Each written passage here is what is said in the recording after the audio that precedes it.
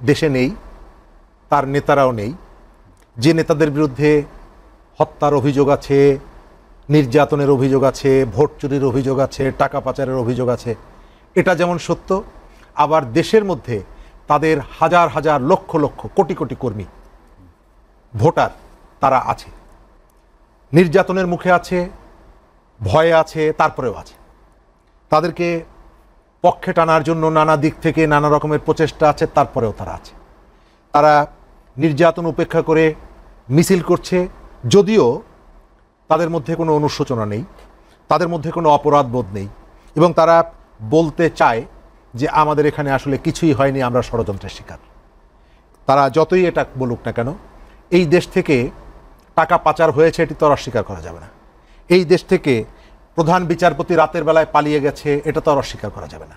এই দেশে ভোটের আগের দিন ভোট হয়েছে, এগুলো তো অস্বীকার করা যাবে না। কিন্তু এই সরকারটাকে, শেখ হাসিনার সরকারটাকে আপনি বিদায় করার পর এখন পর্যন্ত এই সরকার আজকে যারা ক্ষমতায় বসেছেন তাদের সব কর্মকাণ্ড কম্পেয়ার শেখ হাসিনার সরকারের সাথে, তার সাথে কম্পেয়ার করে। আপনি কেন 104 জন লোক নিয়ে বিদেশে গেলেন? বলে যে হাসিনা তো এর থেকে বেশি লোক নিয়ে যেত। আপনি উদাহরণটা তৈরি করতে পারছেন না আপনার মতন করে। আপনি বলতে হচ্ছে যে তার থেকে আমি তো একটু ভালো, আমি অত খারাপ না, আমি একটু খারাপ। আজকে ক্রিকেট বোর্ডের নির্বাচন হচ্ছে, শেখ হাসিনার সময় রাষ্ট্রীয় ক্ষমতা ব্যবহার করে তারা মানুষের ভোটাধিকার কেড়ে নিয়েছিল, এবং তাদের অনুসারীরা বিভিন্ন জায়গায়, আপনি সেটি জাতীয় প্রেস ক্লাব বলেন, আপনি বিএমএ বলেন, পেশাজীবী যে জায়গাগুলোতে, সেই জায়গাগুলোতে তারা মনে করতো যে যেহেতু আমরা রাষ্ট্রীয় ক্ষমতায় আছি, ভোট টোটের দরকার হয় না, সুতরাং এইখানে বাবা কেন ভোটের দরকার হবে? রিহাব তো আমরা নিজেরা বানিয়ে ফেলবো, এফবিসিসিআই আমরা নিজেরা বানিয়ে ফেলবো, শেখ সেলিমের ছেলে এফবিসিসিআই প্রেসিডেন্ট হবে। তো আজকে ক্রিকেট বোর্ডের যে নির্বাচনের যে পদ্ধতি বা প্রক্রিয়া, আপনি কি শেখ হাসিনার সরকারের সময় পেশাজীবীদের যে ফোরামগুলো হতো তার একই ঘটনা দেখতে পাচ্ছেন না? দেখতে পাচ্ছেন। ওই সময় যারা এই ফোরামের ডিরেক্টর হয়েছিলেন, যে প্রক্রিয়ায়, সেম প্রক্রিয়াটা এখন অনুসরণ করা হচ্ছে। সরকারের চালাকি আজকে আস্তে আস্তে মনে পড়ল, জুলাই জাদুঘর, গণভবনকে জাদুঘর বানানো হবে, এই সিদ্ধান্তটা সরকার 1 বছর আগে নিয়েছে। কিন্তু এবার জুলাইয়ের ঠিক 1 মাস আগে সরকার বলল যে সময় কম, আমাদের প্রস্তুতি নিতে একটু দেরি হয়েছে, সুতরাং আমরা তাড়াতাড়ি এটিকে উদ্বোধন করব। আমরা কোনো ধরনের বিডিং সিস্টেমে আমরা যাব না, কন্ট্রাক্টরির যে প্রসিডিউর মেনটেন করতে হয় ঠিকাদারদের, এই প্রসিডিউরের মধ্যে আমরা যাব না। 2টো প্রতিষ্ঠানকে আমরা দায়িত্ব দিলাম, 111 কোটি টাকার কাজ দিব। 2টো প্রতিষ্ঠানকে হায়ার অ্যান্ড ফায়ার পলিসিতে তাদেরকে ডেকে এনে 111 কোটি টাকার কাজ দেওয়া হলো, কোনো ধরনের কম্পিটিশন ছাড়া। এই টাকা ডক্টর ইউনূসের টাকা না, এই টাকা আসিফ নজরুলের টাকা না, এই টাকা উপদেষ্টাদের কারো টাকা না, এই টাকা পাবলিকের ট্যাক্সের টাকা। 111 কোটি টাকা 2টো প্রতিষ্ঠানকে দিল। দেওয়ার পরে তার 15 দিন পরে বলল যে যেহেতু সময় কম, আমরা এই মুহূর্তে উদ্বোধন করতে পারছি না, আমরা এটি পরে উদ্বোধন করব। তাহলে এটি যদি করেন, তাহলে কোনো ধরনের প্রতিযোগিতা ছাড়া, প্রতিদ্বন্দ্বিতা ছাড়া আপনি 2টো প্রতিষ্ঠানকে যে ডেকে নিয়ে আসলেন, এই প্রতিষ্ঠানগুলো আপনার যে ভাইরা ভাইয়ের প্রতিষ্ঠান না, আপনার যে শালার প্রতিষ্ঠান না, আপনার ছোট ভাই যে এটার সাথে যুক্ত না, এটা আমি কিভাবে বুঝবো?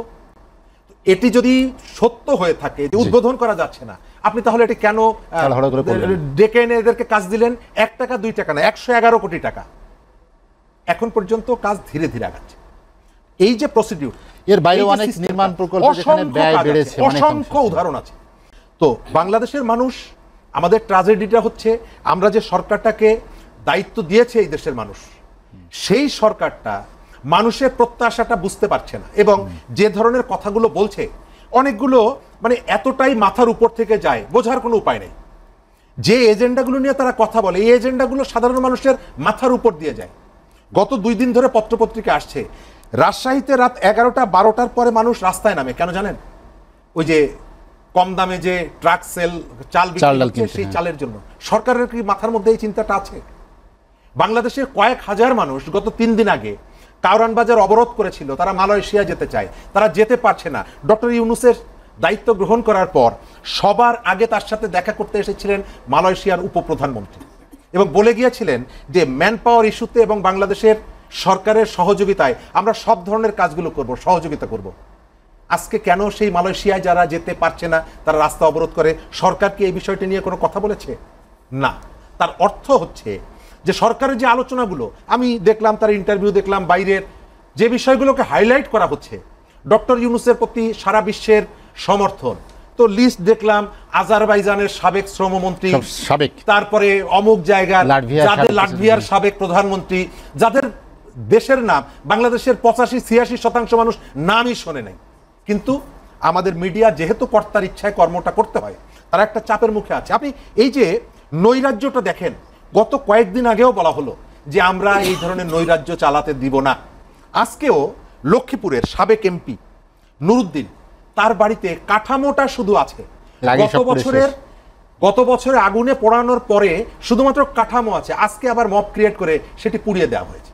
অর্থাৎ এই ঘটনাগুলো সমাজের মধ্যে আওয়ামী লীগ নির্দোষ এটি কখনো আমরা বলি না, আওয়ামী লীগের এই ধরনের এরা নিরপরাধ এটা কখনো বলি না, কিন্তু বিচার করার জন্য তো আপনার তো একটা প্রসিডিওর থাকতে হবে। আপনি ঘৃণার আগুনটা যদি অনবরত সমাজের মধ্যে ছড়িয়ে দিতে থাকেন, মাসুদ ভাই যেটি বললেন, একজন মানুষ তাকে যখন আপনি ফাঁসি দেন আইনি প্রক্রিয়ার মধ্য দিয়ে, সর্বশেষ প্রসিডিউরটা হচ্ছে ডাক্তার আসবেন, তার শরীর পরীক্ষা করবেন, তিনি যদি সুস্থ থাকেন তাহলে তাকে ফাঁসির কাস্টে তোলা হবে। অর্থাৎ 10 মিনিট পরে যে মানুষটাকে ফাঁসি দেবেন তিনি সুস্থ না অসুস্থ এটা ইম্পর্টেন্ট। তিনি যদি অসুস্থ হন আপনি তাকে সমস্ত প্রসিডিউর মেনটেন করে ফাঁসি দেবেন না। আর একজন অসুস্থ মানুষ, তিনি আওয়ামী লীগ হন, তিনি বিএনপি হন, বিএনপির সাথে আওয়ামী লীগ এই কাজগুলো করেছে, এম কে আনোয়ারকে কাঁধে তুলে আদালতে হাজির করেছে, কিন্তু আমরা পরিবর্তনটা তো এনেছিলাম, আপনার আচরণের পরিবর্তন হবে, বিচার আপনি করেন। আসিফ নজরুলের কোনো ভাইকে আওয়ামী লীগের সময় জেল খাটতে হয়েছে তা তো আমরা জানি না, শুনেছেন কোথাও? না। প্রতিশোধের যে জায়গাটা, এই সরকারের কাছে আমরা প্রতিশোধের থেকে